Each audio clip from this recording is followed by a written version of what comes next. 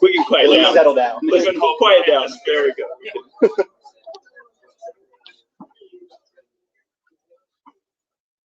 Does everybody have a chair, first of all? Yes? Okay. We're going to try to catch up with our tail a little bit. And although we're scheduled for lunch at 11:45, I think if we get there at noon, it's not going to upset the apple cart too much.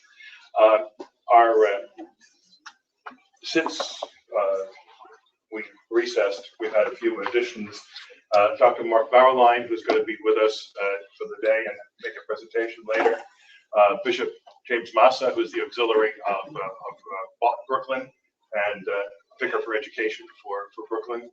And Father Dennis McManus, who lately had been teaching at St. John's Seminary in Boston and will now be going to Mount St. Mary's in Emmitsburg.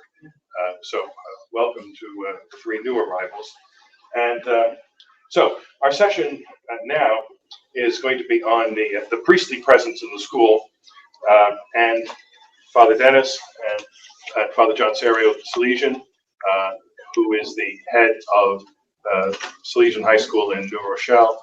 And what's your job in the order? You're number two guy? Job in the order. Oh. and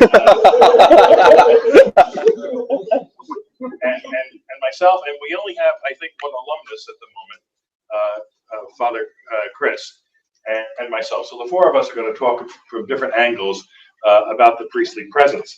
And I just wanted to kick off with a couple of statistics. Was it Will Rogers who said there are lies, damn lies, and statistics? Huh? But these statistics are very worth keeping in mind.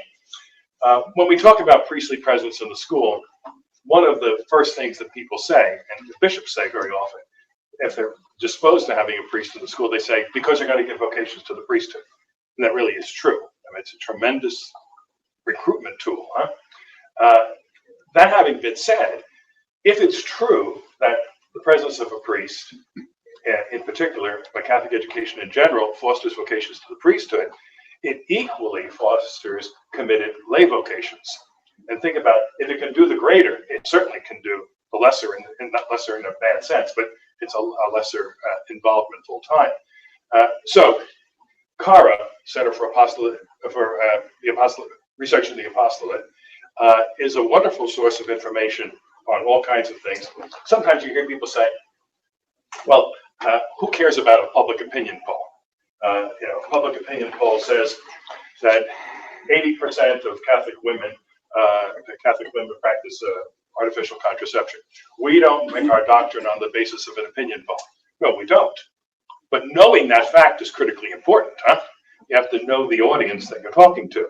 And so data is important for us, not to control moral theology or dogma, but as a matter of fact, to know where people are.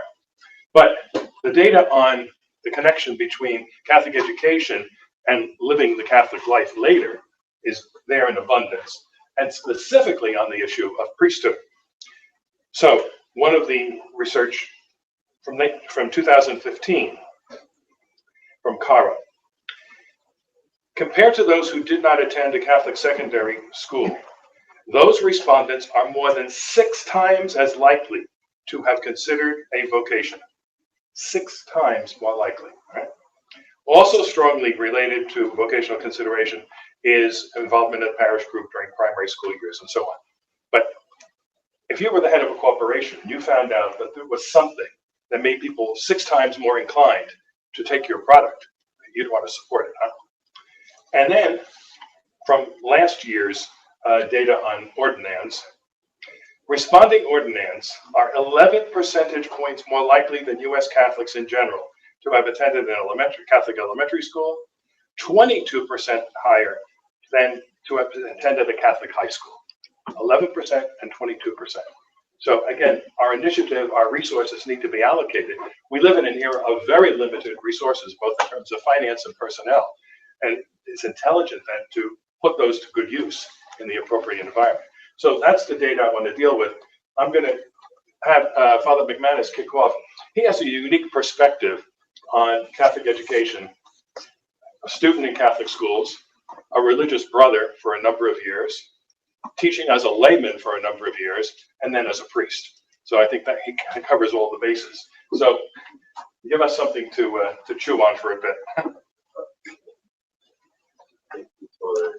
Fathers, everyone, good morning. Good morning. Nice to see you.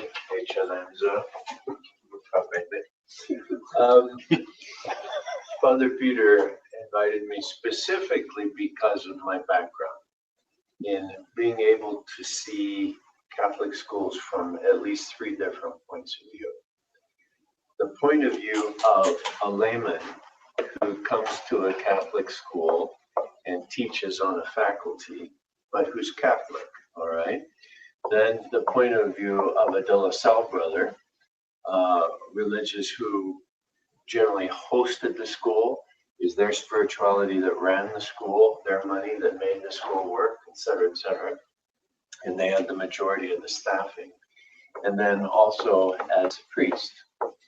And if the question is, what's the role of the priest as seen from these three different points of view? It's very, very different, every one of them. I'm not and never have been a nun, but everything's possible today. But if you were to add nun and laywoman here, you would get two more perspectives that I think are very helpful to try to round things out. A lot of my experience happened after the council, but in the funny period between the end of the council, say 65, and the time when the De La Salle brothers finalized the revision of their rules sometime around 1972 or so. So in this period, you had kind of the old way of religious looking at a priest in the school, and you had these other roles put together. There were certain things that were really important to absorb in understanding how Catholic schools were designed when connected with religious orders. And the essential was that for religious orders specifically founded for Catholic education, the classroom was intended as an extension of the community life of the religious. In other words, the classroom was not just another thing you do. Classroom was not just another apostolate. I could be teaching kids today and working with migrants tomorrow and be in a hospital on the third day. It's not that. Whether you were a De La Salle brother or a Jesuit or whatever it was, the community, the essential community of religious life, opened itself up to including students in it in order that the life of the community was shared with students.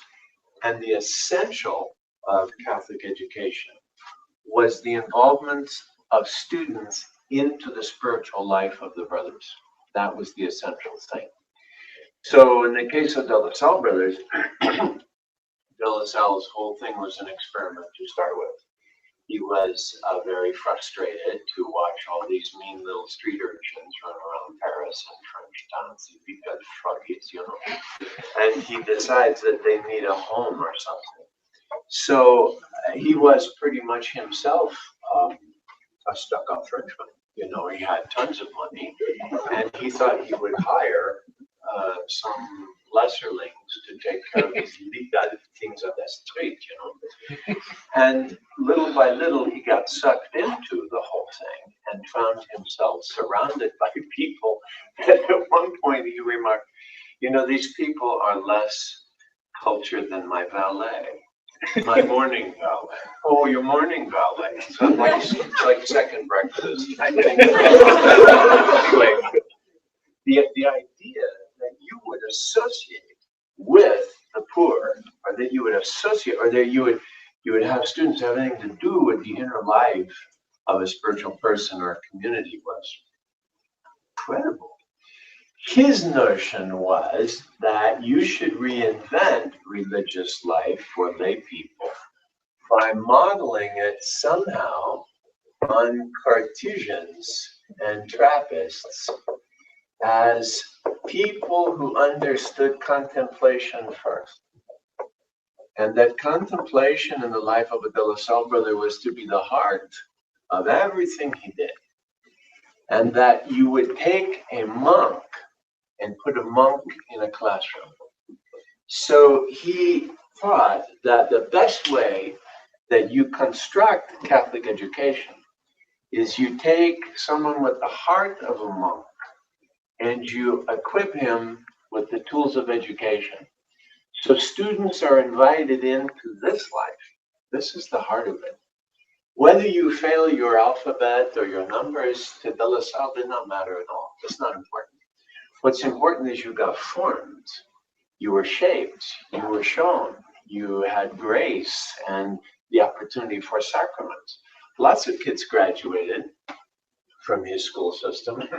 I think they were no longer pickpockets. We're grateful for that when they graduated. They got that checked off on the certificate. But that they were proficient in any particular skill, I doubt it.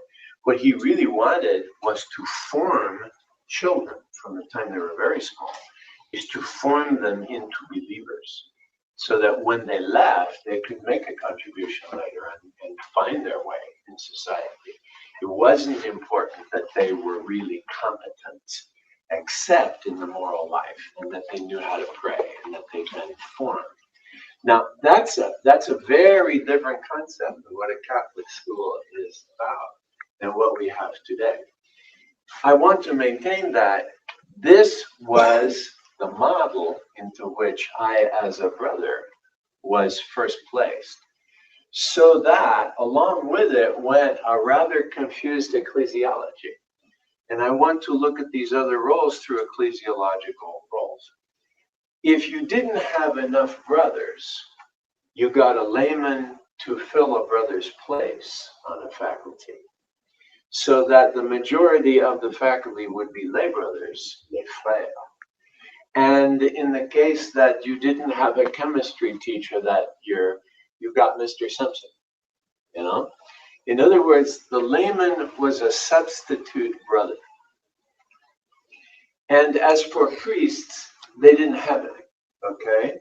And there was a real problem with this piece here. You're nothing but a substitute and maybe a poor one, okay? And down here, priests are, they could destroy the institute of the Brothers of the Christian Schools. When De La Salle was thinking about having brothers ordained as priests, so there'd be priests in the schools, he sent two of them to Rome. And one got struck by lightning and the other died of plague. And he said, there may be a message here. So he crossed off the possibility of ordination. And he said, well, I'll never ordain anybody. A priest will never have priests in the institute. What did that do? What does that do? What that does is it alienates priestly life from the heart of religious life. And to this day, the De La Salle brothers are scarred and conflicted about priestly presence, and priests are priests, and they have this anti-clerical bent that make Frenchmen look like altar boys. The way the De La Salle brothers talk about priests, you'd think that so they're not integratable. That's the problem. What's unresolved is unresolved in these ecclesiologies till you do something about it. And De La Salle dies without addressing what you do to integrate priestly services into this life and into, therefore, the school. What do you have then? You have a kind of imbalanced ecclesiology of participation. Laymen are nothing but substitutes for brothers. And if you got a brother chemistry teacher the next year, you got rid of the layman. That was the end of that.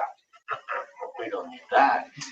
And as far as priests go, well, you invite them over for mass and confession, but you escort them off campus. You don't let them stay, okay?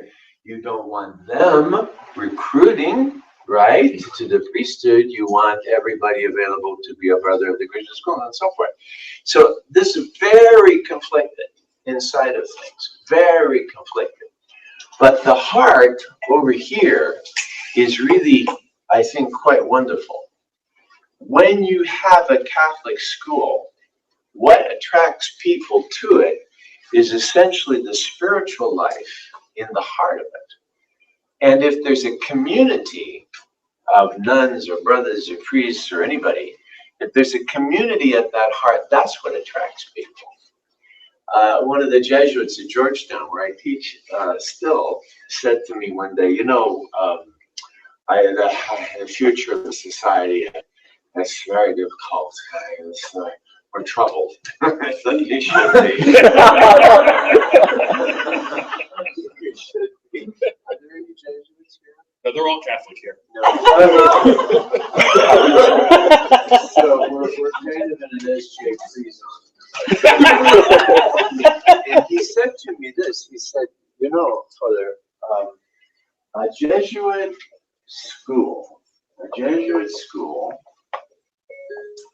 with no Jesuits is a bad idea. Mm-hmm. And I said, I don't know if it's an idea at all. How do you have a school that says Jesuit life and spirituality and community and inspiration and Ignatius and all that is at the heart of it, and you have no one there who lives that life? And no one there invites the students or faculty into that life. What does that mean? I think you're watching this model as religions die and numbers drop out. You're watching this model disappear in all but very few certain schools. For example, where Jesuits are still in great numbers, you find their schools are vibrant and the young fellows are involved and they produce vocations and it's all that. Or for example, where Benedictines have schools, they take that Benedictine life and that's at the center of everything, as it should be. Where the De La Salle brothers have schools, and I think is it Lincroft? That's right. I gave them an article the other day from the ordination situation. Yeah, from Lincroft Hall. You see that there's a vibrant center to the whole of the school. Those schools may remain, but greatly reduced. The problem is that when the religious go away, you end up with a situation of pretend. Okay, so there's a lot of schools I visited where the headmaster, the headmistress is lay, and all the faculty is lay, and there's one nun who's 88, and she belongs to the community that still holds the lease on the property. Okay, and they have her over every 2 months, and she wanders the hall, and she says hello to everybody, and she said that makes this officially a school of whatever it is. And you say, right? And she says, well, I sit on the board. Well, there you are. Okay. It's over. All right, sister, it's over. Ladies and gentlemen, it's over. That's no longer a religious order school on this more ancient model of inviting students in. This is a pretense. It's finished. And my own opinion is that you need to stop pretending about these kinds of things. If a religious order has a way of introducing a second generation of its schools to things like schools that are Jesuit by inspiration or Lasallian by inspiration or Franciscan, that's fine. But you have to develop a lay spirituality of that and quit pretending that the school is run by De La Salle brothers or Jesuits, or really it's the same thing as having Jesuits and De La Salle brothers and Dominicans for professors. It's not the same thing. It is not the same. The attraction of celibates who commit themselves completely to God, give themselves over to Christ as the beloved, whose spiritual life becomes the framework of the school, that cannot be replicated by lay people. Lay people are married, they mediate their love for God through their marriage and their children. That's what they're supposed to do. It's a different ecclesial reality. It cannot be reproduced, and we should not be saying or pretending that they are the same. They're not the same. It's finicky. If you want a second generation of schools with a lay spirituality to do that, that's fine. But here's the flip side to that. When you do that, try to correct the ecclesiology that's scarred and, never was straightened out in the first place. Lay people are not religious substitutes. You don't have Miss Simpson in the 4th grade because there aren't enough nuns. And so Miss Simpson is only temporary. She has no right. She's just a worker who takes a nun's place until we get enough nuns. That's insulting. It's also a deep violation of the dignity of lay people. Lay people and what they bring with the sacraments inside of what they live enrich the ecclesiology of a Catholic school. They're not discardable facts. You just get rid of them when you have some other religions. That's a wrong way to look at things, because underneath it you have no ecclesiology for it. Okay, if you're sort of religious centered and you have your blinders on, your ecclesiology is off relative to lay people, and it may well be off relative to priests too. When you have a Catholic school that is going to be new, not under the tutelage of a religious community like this, but it's a second generation kind of lay Catholic school, then you need to identify properly the ecclesiological roles of each of these kinds of people and integrate them very well together in a new way. This is a new business, so to speak.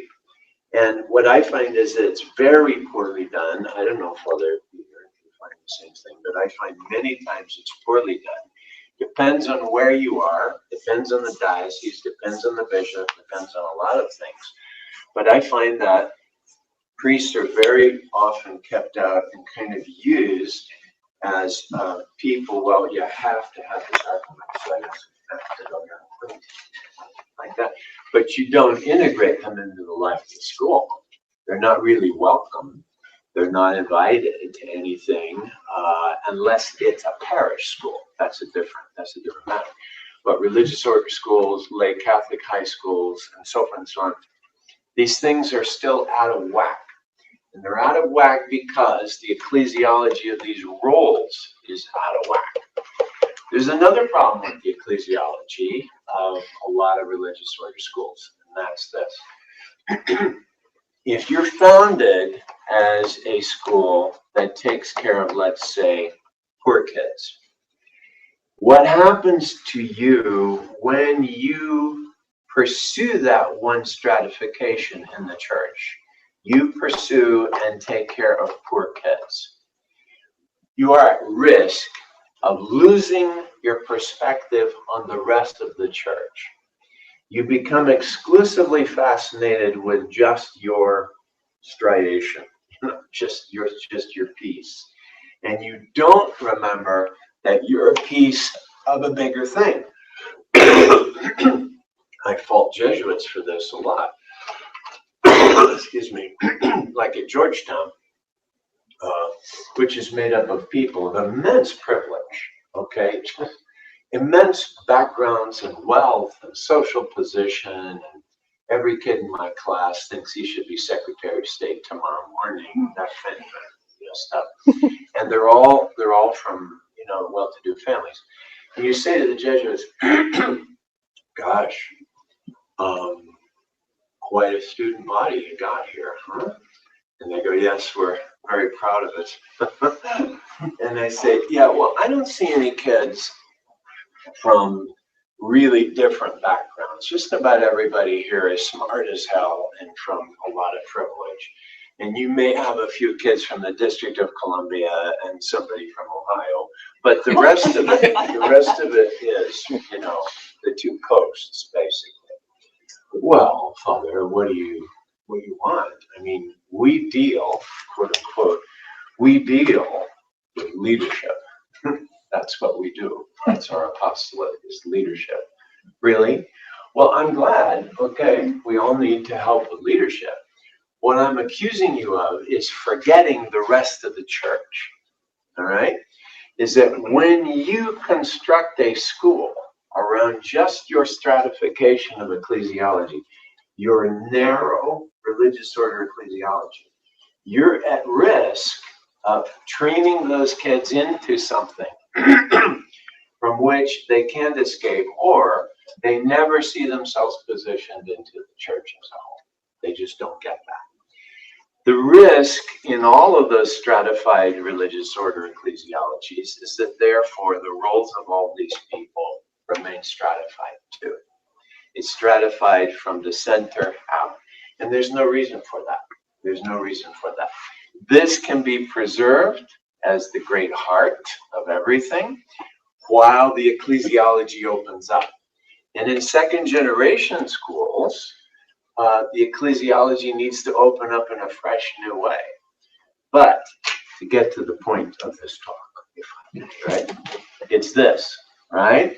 Is the alienation of priests, I think, that's been slow but sure, not only because of these out of focus ecclesiologies, but because of what happened with the child sex abuse stuff from 2002 in the Dallas Charter on. Priests are suspects, right? And I have been regularly insulted at Catholic schools and other places as a diocesan priest, where I'm constantly challenged. Do we have your letter of good standing on file? Can I see a copy of your Virtus training program? Could you please re-register with this and that? Really, that's what you think. That's what a priest is. First and foremost, you are checking him out as a potential abuser. That's way off. And what that does, I think, is it clouds over what priests are. It prevents a priest from being integratable because of the way in which suspicion and diminution of his office and everything else that's attached to it has been growing in the last 15 or almost 20 years now since Dallas. It's not finished. When Cardinal Law died in, was it March? Yeah, okay. The Archdiocese of Boston got 109 new lawsuits the following week for sex abuse charges from attorneys that just popped out of nowhere. 109 new lawsuits. Now, I think these are ambulance chasing attorneys who think that they will take advantage of any possible in. And of course, everybody's looking at those laws that will reopen statute of limitations or either remove statute of limitations altogether. In other words, including priests in the education of kids is still possible, but in many places, it is first looked at through the lens of criminal suspicion. And this, I want to maintain, is just a huge new development that really messes up a balanced out ecclesiology. You'd sooner trust a layman who's been divorced twice and belongs to a Masonic lodge and is the wrestling coach. You trust him before you'll trust a priest in good standing. And what I'm saying is, you can have all the certificates and right expressions and compliance with the law you like, but the real tribunals, which are people's kitchen tables and what goes on in the faculty room, the tribunals hold priests all guilty. That's a problem. This problem rearranged the ecclesiology in the last 15 years of how priests are integratable into schools. Now, I don't know, Father Peter, if you felt this. I say it as I do, and I'm all over the US, priest retreats and talks in schools and everybody else. And there are places where I see exceptions to this, and priests are well integrated into things.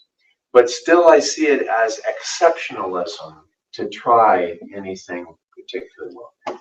My experience is, at the level of lay people, I don't see that. Ecclesiastical bureaucrats, absolutely. And to me, it's absolutely outrageous, this whole thing with letters of suitability. a bishop had to go somewhere and he was told he needed a letter of suitability, right? And I said, let's see how that would be written. I, John Smith, certify that I, John Smith, am a priest in good standing, John Smith, right? What's the purpose of a celebrant? Ironically, a layman can go to a lecture in another diocese. No one asks for a letter of suitability for the layman. And it's the hermeneutic of suspicion against priests. And of course, it all has to do with the dollar sign. That's the real issue. Now, not to make priests out to be simply victims, but I'm pointing out that this aspect of the way in which priests are held suspect throws off the whole ecclesiology. When this doesn't work, and that doesn't work, and that won't work, and that won't work properly either, okay? Because one thing that was on its way to getting addressed, but I think has been sort of derailed, is what priests do. Their function as those who bring the sacraments into and keep the sacraments central to school life is therefore impeded. If the Eucharist is not able to be celebrated on a regular basis, and it's the source and summit of the life of the church, it's the heart of the ecclesiology, the act of all acts. You can't do this because you can't do that. Then you're throwing off, things at a pretty deep level. So when I was a layman teaching in schools, I was watching nothing but, I think, confusion happen as this deteriorated. Eventually, laymen were looked upon as much better than substitutes, but they were looked upon as people being asked implicitly to carry on what religious could no longer do. They weren't substitutes, they were the new torch bearers. And laymen aren't particularly interested in being torch bearers. They came to this in the first place in order to be attracted to that. What happens when laymen don't do that? The school becomes Catholic in name, Catholic in appearance, Catholic in some practice, but the lay people don't necessarily commit themselves to this. And to me, there's a big problem with a lot of this. Catholic schools are desperate to keep themselves staffed. I was principal of 2 different Catholic high schools. And finding committed Catholic laymen and women was a really big issue. You end up hiring the Mormon guy who teaches math but doesn't want anything to do with going to mass. And how are you going to explain all that to people? You're at odds with yourself after a while. Then religious brothers and nuns become individual vendors. They're individual kind of hirees. They don't come with the community. Sister is a member of the order of such and such, and she's looking for a job, and her provincial, like all provincials say, it's about money and supporting the 10 sisters who are retired, and and she's a crackerjack of a physics teacher, and she's fabulous. So you hire her, but you don't hire her community, okay? It's no longer this. She's an individual, and solely by what she does as an individual does she attract and help out, and so forth. The ecclesiology is off here. It's out of kilter. And from where I sit, it needs a whole lot of work in the new generation of Catholic school models that are emerging from that. So back to the question, and then that's enough of me, is when it comes to a priest being in a school, and I have to apologize, Father, I'm quite sure that you've done work on this and I haven't read it, okay, busy as I am with some other things. It would help a lot to work this out very carefully and to suggest different ways in which the integration of the priest in different school models can be successfully done, including by those who are still able to sustain this, but never did the integration properly in the first place. Then by diocesan schools that belong by right to the bishop and they're his to do, and maybe that model exists already and is well done. And then to 2nd generation schools, the religious are gone and it's a lay Catholic school, and it needs a spirituality and it needs to figure out its ecclesiology. Where does a priest fit in there? How does it do that? Same maybe with a Catholic charter school, you know, whatever those are about, however they work. Good? All right.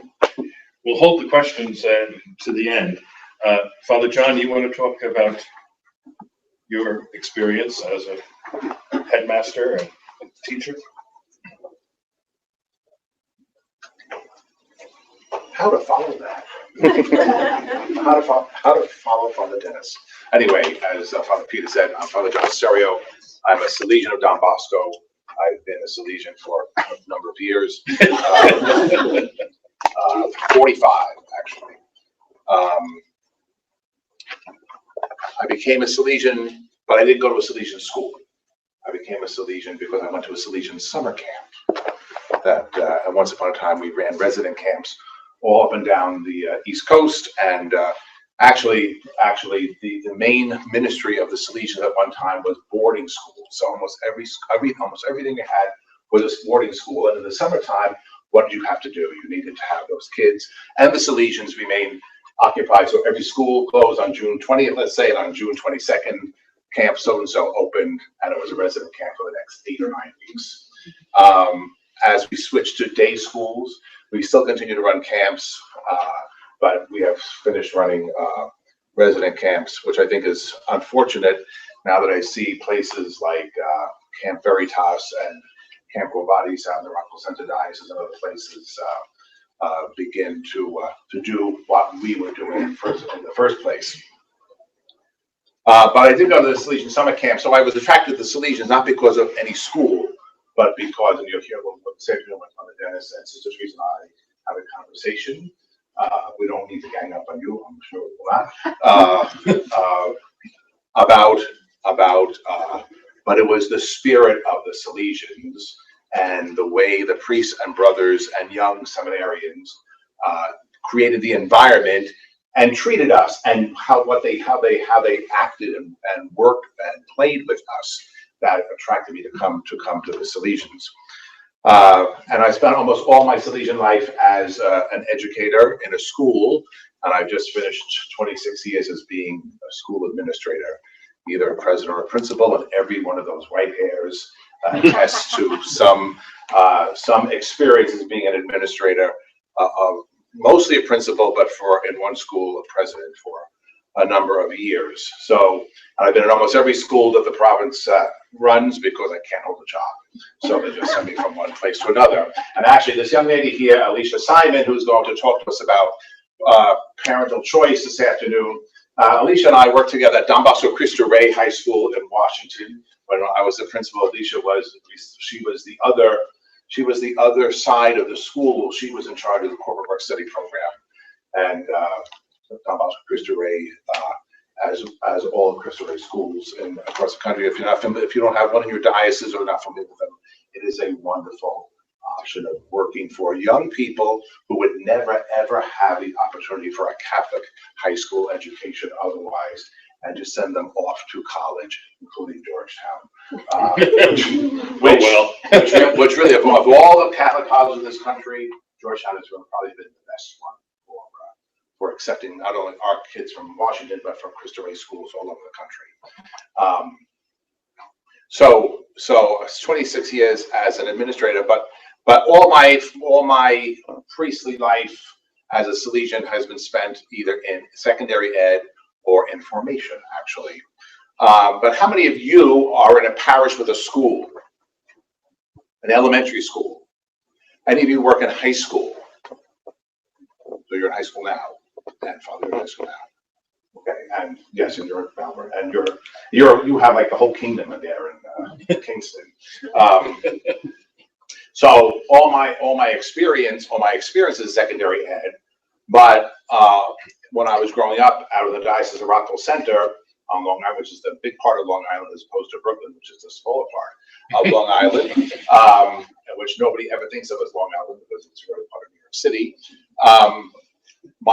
All my brothers and my parents sent all 12 of us to Catholic elementary school, but only half of us to Catholic high school. And of my 8 siblings who are married, I think only 2 have sent their kids through Catholic school since kindergarten. The others have had gone one way or another for various reasons. But if I think about the parish school for a minute, and of course, it was in a different era. In our parish growing up, we had 5 priests, but like Sister Teresa said, was somebody who came and taught religion to everybody from 5th to 8th grade 1 day a week. Now, some of them were better than others because none of them had an education background. Some of them were downright boring, and some of them were very entertaining, and some of them were very good teachers because that was just part of their makeup. And of course, in a parish where you have multiple priests, there is always a possibility that somebody, usually the youngest guy ordained, is responsible for being the moderator of CYO. In those days, one guy was the moderator for the CCD program, but he wasn't the director of the public school kids. The band, which we had a band in our parish, and youth ministry, which it wasn't youth ministry then, but working with the high school kids. So if you're in a parish where you are by yourself, well, you're either pretty out of luck, or you love kids so much that you make that your primary ministry, and the other ministries sort of go by the board. But I think the most important aspect, which has been brought up already today, and it's the most important aspect for whatever type of school you're in, is the ministry of presence. That is absolutely essential. If you are a pastor with a school, as Margaret said, as Sister Teresa said, presence, presence, presence. Even if you're only at the door to say good morning. When I was a young scholastic at the school where I am now, but that was a few years ago, the director of the school, he taught some religion classes, but every morning he stood at the top of the stairs to say good morning to every kid who came in the building. And every afternoon he was at the bottom of the stairs to say goodbye to every kid who was going home. And that is something I thought was really, really important. You know, you may not know anything about education, but you know, a lot of it's common sense. But if you don't, you may not have any strategy for education, or you've never been to take an education class or whatever. But being present, because you have to think whether you're in a parish school, an independent elementary school, or a high school, many times, for better or worse, the school is the intersection of the church and young people. You know, and we would hope that more of our young people who go to Catholic school would find their way to Mass on Sunday, but we know many times that's not the case for whatever reason. So you cannot look at the school as being independent from the parish, regardless of the type of school you're in. Now, my message on Fridays, as the president of Salesian High School in New Rochelle, to all the boys every weekend is a threefold message. Do all your homework, be good to your mothers, and go to Mass on Sunday. Now, if you're Muslim, so tell them to go to mosque on Friday. But that's the message every week. Do they do it? I don't know. And we help out in parishes in the Bronx, where most of our kids come from, where we do see some of our kids. But that is a reminder all the time. But it's a reminder all the time because I'm present there on Friday afternoon when the kids are going out the door. So you may not teach, you may not know biology, you may not even know how to take the aspects of the faith and present them to second graders, let's say, because they may scare you because they're so short. But being present, or in the cafeteria, or on the playground, or wherever you can do it as often as you can, that is really the most important thing. And all the years I was either president or principal, and actually since I was ordained, I never spent any time in a high school classroom full time. I taught in college, and I became a principal after teaching in college. And I may have taught some years 1 or 2 classes as an administrator, but I was never a full-time high school teacher after ordination. But I always saw myself, regardless of whether I was the principal or the president, as the pastor. And that was to me, that was the most important thing. What do I mean by that? It means that I was concerned, and I just told an incoming 9th grader this the other day, I was concerned not only about their academic progress, I'm concerned about their total well-being. And not just to say that because that's in the philosophy of Catholic education or in the philosophy of the Salesians or the philosophy of the school, but because I looked upon all those young men, or in some cases, young men and young women, as mine. So I think some of that comes from Salesian ethos and Salesian pedagogy, where Don Bosco was the father of the oratory. But I also see that, I told this incoming kid the other day, I feel like I'm your father, and this kid has no father, and the father for all 525 young men. Or I'm going to put it in an ecclesial sense, I feel like the pastor. There's a great picture of a first grader, Ace from Notre Dame, puts this picture out, and the kid is holding up you may see this, Alicia. The kid is holding up a placard which says, "I'm going to college and heaven." That's good, and hopefully the way to heaven, the way to heaven is through college, or whatever the way it's going to be, and hopefully it's not the other way around. But and that's how I feel. My overall responsibility is to help young people develop their talents and skills to grow in nature and grace, so that they will find themselves in heaven, hopefully with all the people that they know and love as well. So for me, I don't think anybody else, I don't know if anybody else thinks that way in my province, but that's how I see myself as the pastor, concerned about all the aspects of the kids' lives. And along with that, somebody mentioned earlier this morning, building community and connection. I was reading something yesterday, actually, not even thinking about this, where there's a superintendent, in Great Falls, Dr. Tim Yule, and so he was writing an article about, our Catholic school. One of the elements of Catholic education is that we build community, and our academic standards need some work. So should we go and work on our academic standards? And his comment was, no, go out and build community twice as much, and that will bring the other things to bear. That will help the academic standing of the school. It's hard to think sometimes that all of this is connected. So so my school where I am now, 525 young men. We're in a beautiful suburb just outside New York City, but 75% of our boys come from the Bronx, and some from Manhattan, and some from Yonkers. If you know anything about New York, Yonkers is almost like being in the Bronx. And the Bronx is the poorest borough in New York City.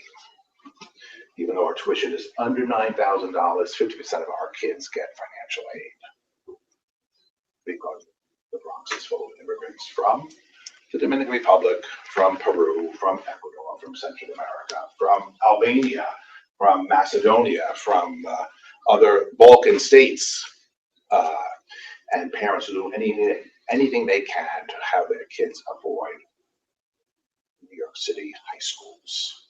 And I believe that our mission is to help young men become better young men. And so we will do anything we can to help that along. But it's the aspect of community building that is already inherent in Catholic education. And whether you are an administrator or whether you are a priest, and you're the pastor of your parish, you can help build that, which then helps everything else come along. Because in so many places, that is not a factor, and is not seen as a lot of people don't see it as important, but now in public education, people write all the time now about the necessity of building relationships. I don't think how long were we superintendent in the public district? 10 years. 10 years ago. Okay, 10 years ago? No, more 10 years. Okay. And I don't think, I hate to ask this question, how many years ago were you the superintendent in the public district? It's okay. I would imagine that when you were the superintendent in a public school district, people were not writing about the necessity of teacher relationships with students. Yeah. But now it's everywhere. It's the public education, Catholic education, private, the necessity of teachers building relationships, which is the thing that we already do. One of the reasons is because I think that at school, it is the place where our young people tend to spend more time than any place else. When Maureen said this morning, Maureen Gillette, when she said this morning about how she went to the basketball game with her daughter in tow or on her hip, and that mother came 6 months later and said, I want my kid to come to your school because you went to the kids' basketball games. We cannot underestimate the importance of that. You as priests in parishes with or without schools cannot underestimate the importance of that. So this whole idea of presence is key. And it has to do with intentional discipleship. It has to do with the missionary aspect of the church. It has to do with all that. It's all connected. The language may be different, but it's all connected like that. There's a gentleman named Sir Kenneth Robinson who writes a lot about school reform and innovation. He says you can't change the world by sitting in your living room. And in reality, you can't. You have to get out there.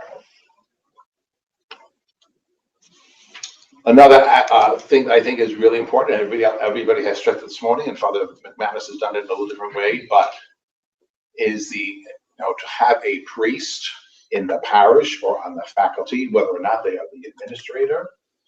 If you have a priest who is present on a regular basis, the opportunity for the sacraments is tantamount, and it is sacrosanct.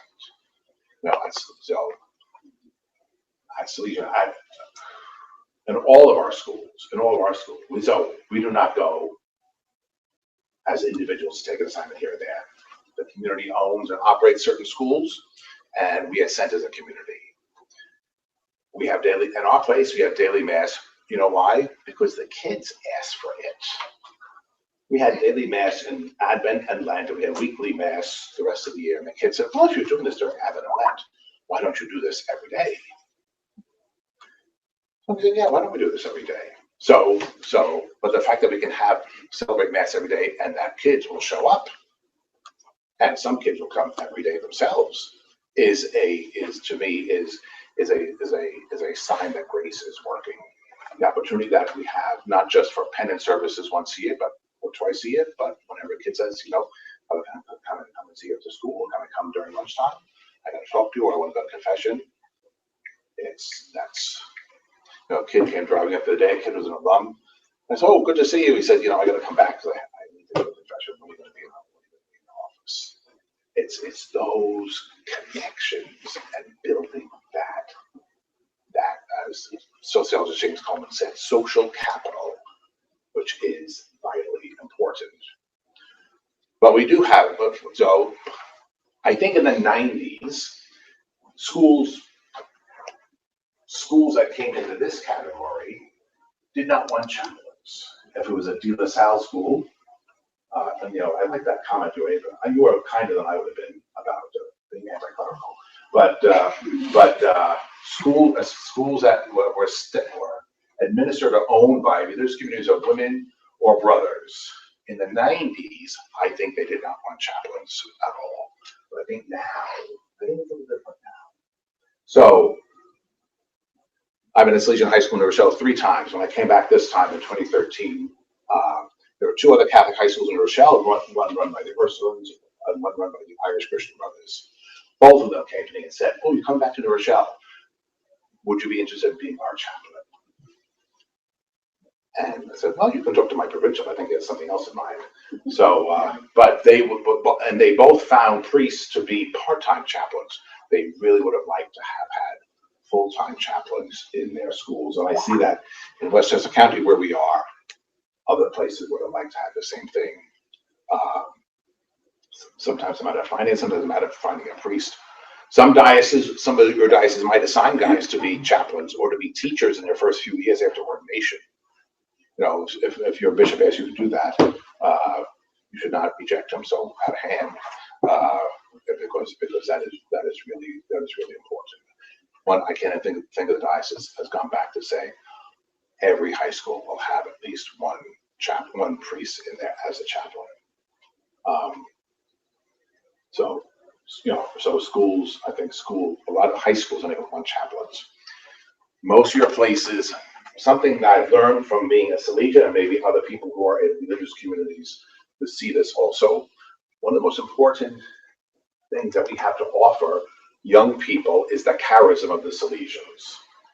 And I think schools that have a charism, whether it's the charism of John Baptist de La Salle or Ignatius or Don Bosco or Francis or whomever, when you have a charism, you have a skeleton on which you can build everything about your school. So actually, what Father said here before about what they did, although they didn't use the term at the time, what they did was to bring the charism of the community, with the LaSalle, bring the charism of a community into the classroom. Now that there are a lot fewer, part of what most communities try to do is to bring the charism to lay people and try to have them live that according to their own way with the students, to try to maintain that. But just because you might, so if you're a pastor with an elementary school in your parish, and I don't know what the name of it, so suppose your school is St. Francis of Assisi. That's your school, so let's say Francis of Assisi.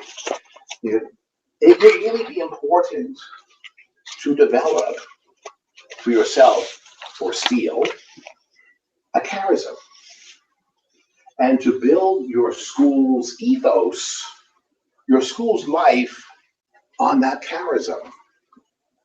There's a school in Oakland, California called Bishop O'Dowd. It's an Austin school. It didn't have any particular charism. It was run by the OMIs first, and group of Dominican sisters, and then by the Brazilians, and now there's no religious community there. So the president, who was a very forward-thinking guy, said, we've had all these religious orders here. We need a charism for us, for Bishop O'Dowd. So what he did with a group of faculty and students was develop over 2 years, what is the charism of O'Dowd? What do we stand for, and what can we use as a skeleton on which to build the ethos and daily life of our kids? And they did. That's what they did. They built a charism that was particular to Bishop O'Dowd High School. You have if your school is St. Francis of Assisi, all right, what are some of the elements of Franciscan life and spirituality, and of the life of person of St. Francis that can be put into a charism or skeleton that you can then base faith formation, daily life, teacher or adult responsibilities on, and say, this is a school with a charism, the gift of St. Francis.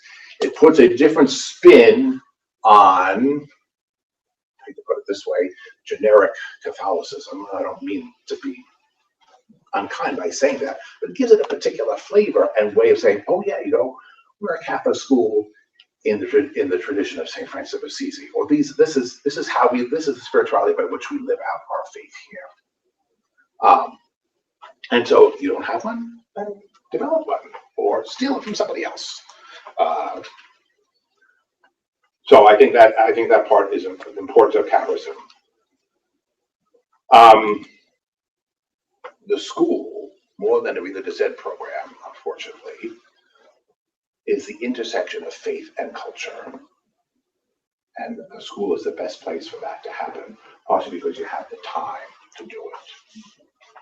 You cannot build you cannot build a community aspect in a classroom-based religious public school CCD program in 24 hours of the school year. Generally can't do that. If you are a pastor with or without a school, but if you're a pastor, you certainly have a religious ed program. I'm shocked in the Archdiocese of New York. So we have 46, we have 99, I think, elementary schools and 46 high schools in the Archdiocese of New York. And 280 parishes, I guess, I don't know, I keep close to them. 280 parishes with 280 CCD religious ed programs. There is not one central list of kids who go to religious ed programs in the Archdiocese of New York. The catechetical office at 1011 First Avenue could not tell you the names of all the kids who are in religious ed programs at the parishes of the Archdiocese. Now, maybe some of your dioceses are more ahead than we are. Yes, well, they're in the space age over there. Oh no, I said I wouldn't bet on that. So if I want to get the names of kids in public school from the parishes where we get kids from Catholic elementary schools, I have to go to every DRE and say, Could you give me your list of 6th, 7th, and 8th grade boys? Could you give me your list of 6th, 7th, and 8th grade boys? And of course, the dear is going to say, well, let me talk to the pastor and see if I can get that. And hopefully, if the pastor is gracious, he'll say yes. But if the pastor hates Catholic education in any form, either because he had a school that he didn't want because he had to pay $300,000 a year in subsidy, or because he just doesn't like Catholic education or doesn't think that's important, he's going to tell his DRE, let them scratch for themselves. Well, then we are stepping on it. We are cutting off our nose to spite our faces, and we're just killing Catholic education everywhere. So if you were a pastor with like in Charlotte, and somebody comes and asks you for the list of kids in your public school religious ed program, so that Charlotte Catholic High School can send them information about coming to the school, please say yes.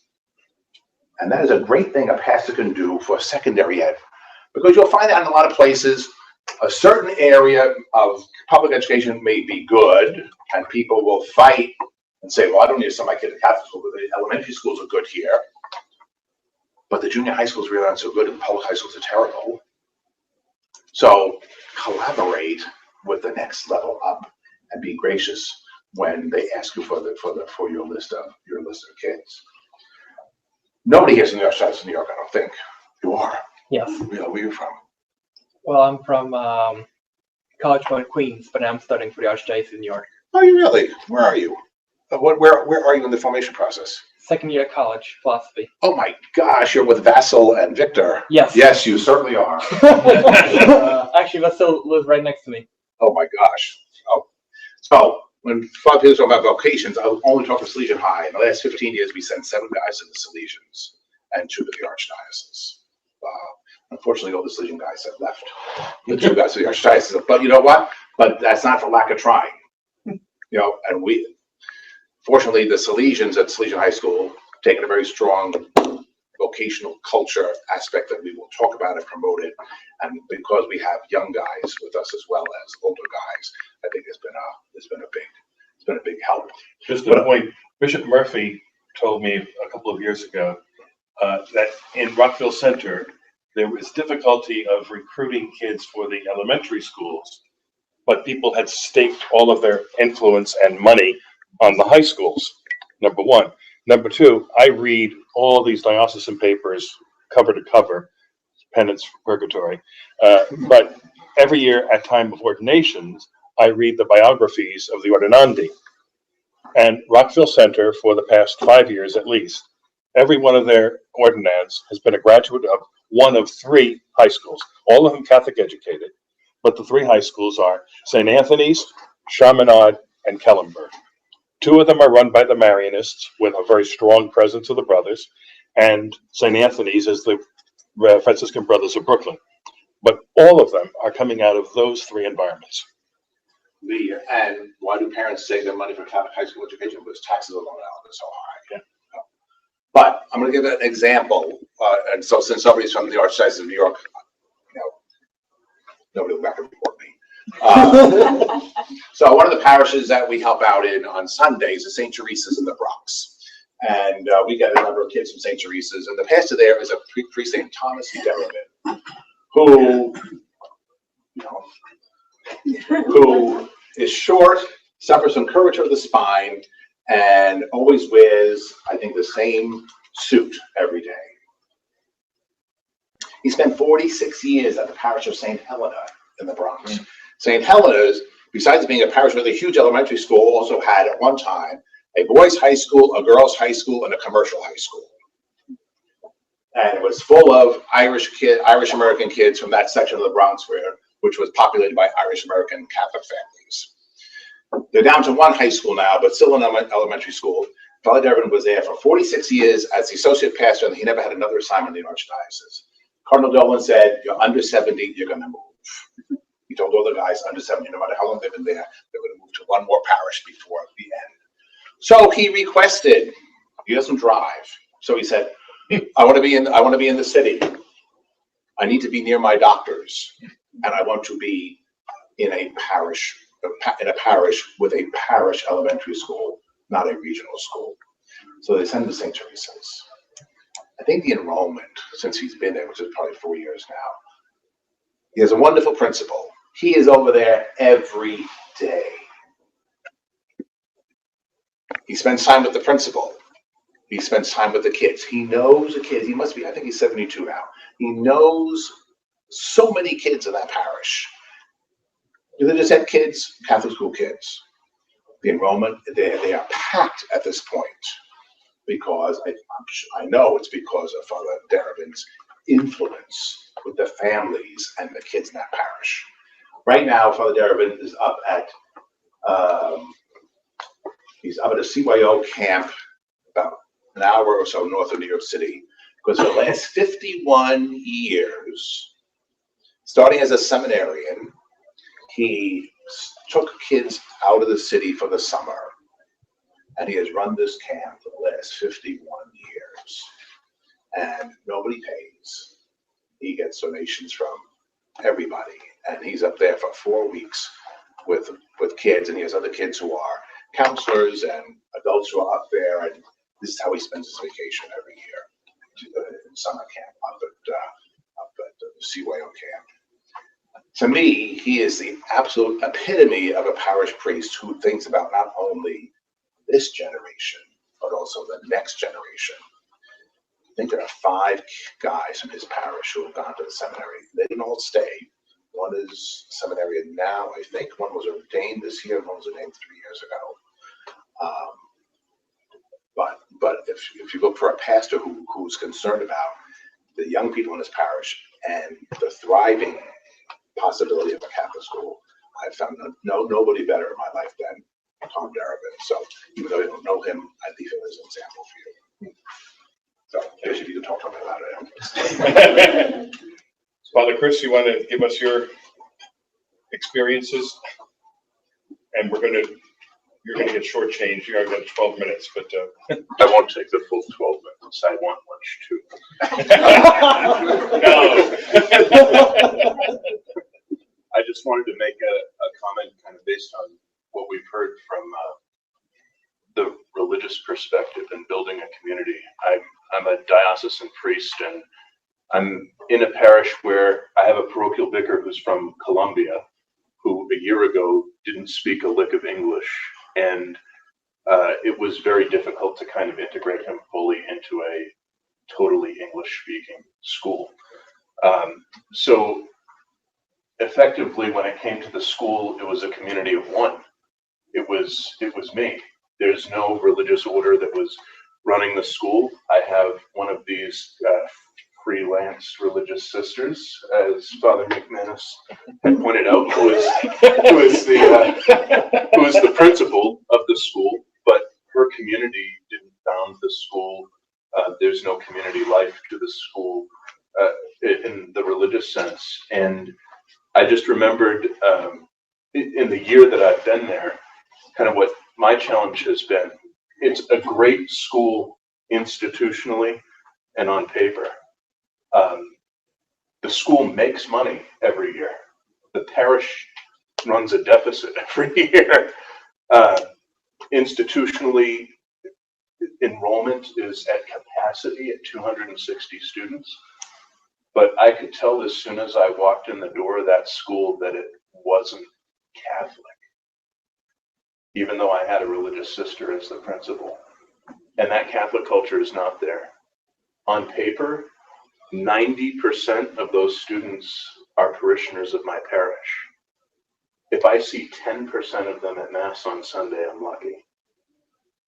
And that's kind of been my charge that I've seen as the pastor kind of coming in, is integrating what has been separated out.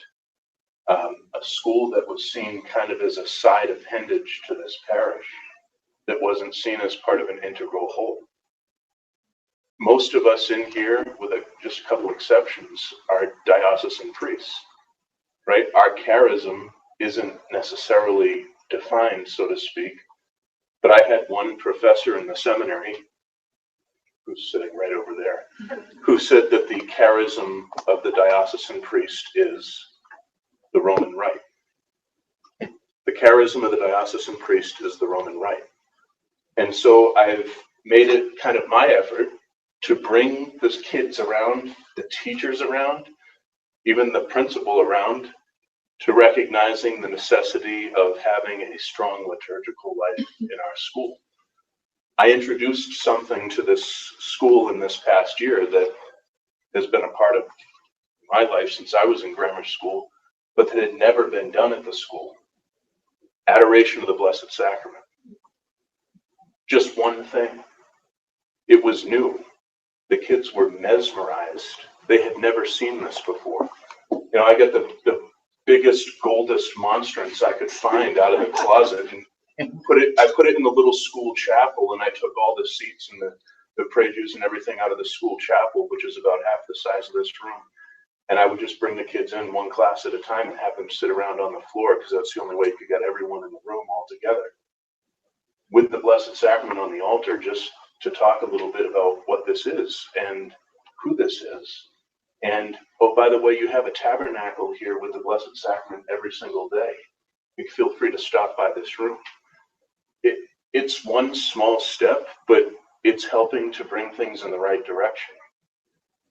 Before, I had heard the comments about needing to create a kind of charism or mission around your patron saint, perhaps. The name of the patron saint of the school is St. John the Evangelist. And I had, since arriving at the parish and the school, used the only image of St. John the Evangelist that's present in the parish is a large stained glass window, which has St. John standing at the base of the crucifix. And I said, oh, it's quite clear then, where our mission, where our charism needs to be is the beloved disciple at the foot of the cross, standing next to our Blessed Mother, looking up. And I repeat that image all the time. When we're in the church for school-wide masses, which we do every Tuesday, unless there's a holy day that happens to fall during the week. If the weather, the school and the parish are about a block away, so if it's pouring rain, or we're in Massachusetts, we get like 3-foot snowstorms out of the blue, and then they just never stop. If the weather is okay, we'll bring the kids over to the church as often as possible. Otherwise, I'll go say Mass in the school gymnasium every Tuesday. But I make a point of pointing out that window, or pointing out the 12th station of the cross that contains their patron, so that they recognize St. John the Evangelist isn't just some, ethereal figure of the past that they have no connection with, but is someone that they can regularly identify with, and that their attentiveness to the sacraments, particularly Sunday Mass, and even their ability to stop by the Blessed Sacrament in their school from time to time just to pray, is a contribution on their part to imitating the faithful disciple, the one who remained by Jesus' side when everyone else had kind of fled. So I'm 1 year into that. I'm beginning my 2nd year in this parish, and I'm looking forward to kind of building upon, having introduced adoration this last year. I'm thinking about what I want to do for this upcoming academic year. It might be just even at noontime every day, the Angelus, just going down to pray the Angelus over the intercom for the students. I try to be as present as I can, as was mentioned before, even just at the beginning and the end of the day.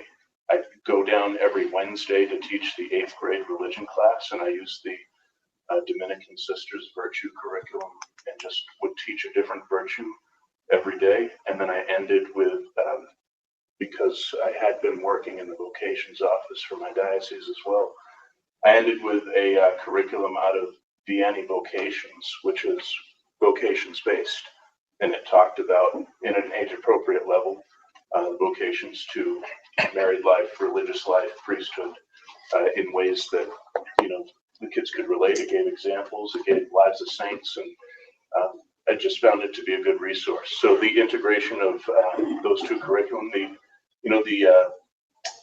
principal was very open to me coming down into the school. I think she appreciated the presence of everything, but it's tough sometimes when you get down there and people that have been somewhere very long and that are running a very kind of financially solvent institution recognize or are kind of brought around to recognizing that, okay, like we're very good on paper, but we're not necessarily very good in spirit.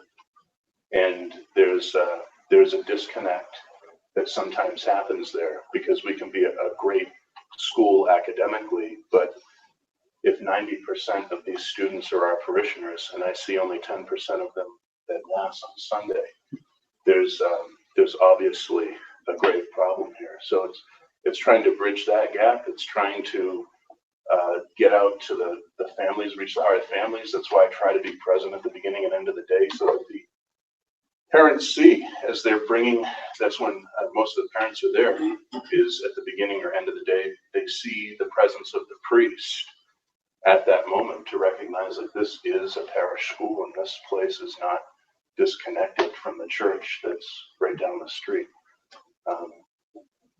Just my 2 cents for what it's worth. 2 cents, that's good. Yeah. 2 quick points. We've been talking about what the presence of a priest can do for the school. I want to make another point, what the school can do for the priest. It seems to me, and we talked about this the other day, that having a policy, as many dioceses did in the good old days, of newly ordained priests having to teach full-time was an excellent idea, not simply because it put young priests into contact with young people, but because, to me, there's no better training for a priest than to be a high school teacher. If you can teach hormone-raging sophomores, right, you can do anything.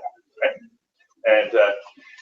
And in my community, a number of years ago, I established a policy that all of the seminarians and the newly ordained priests had to teach. And one day, one of the young fellows came in who has a degree from Rome, and he said, you know, Father, I know you think this is all important, but you know, these kids, they don't get it. They don't understand what I'm saying. And I said, well, it seems to me that if you can't explain a doctrine to freshmen and sophomores in high school, it's one of 2 things. Either you don't understand it yourself or you don't believe it. And so fix it. Right? And he became an absolutely superb teacher. But it also affects the way they preach, the way they do counseling, the way they hear confessions. All of that is learned by dealing with kids. And of course, if you're dealing with the kids, you're automatically dealing with parents as well. And so once again, it's this multi-generational situation that develops as a result of it. At a personal level, one of the schools that I ran was 14 years old when I got there. Part of it pre-Vatican II and most of it after. But in the 14 years, had sent only one boy to the seminary, and he didn't last. I was there for 4 years, and in the 4 years, I sent 7 kids to the seminary, all of whom became priests. Not because I'm John Vianney, I'm not, right? But what it was presence and establishing a culture of vocations in the school. In every school I was in, first thing we did was start a vocations club. By invitation only, snob appeal. Right? If you say, come on, everybody come on in, nobody's interested, right? But I would say to the whole school, to teachers, to the other administrators, to the students, all of us are involved in promoting vocations to the priesthood. If you think there's a boy here who has a priestly vocation, I want you to come and tell me that. And then I'm going to go to the kid and say, did you ever think about the priesthood?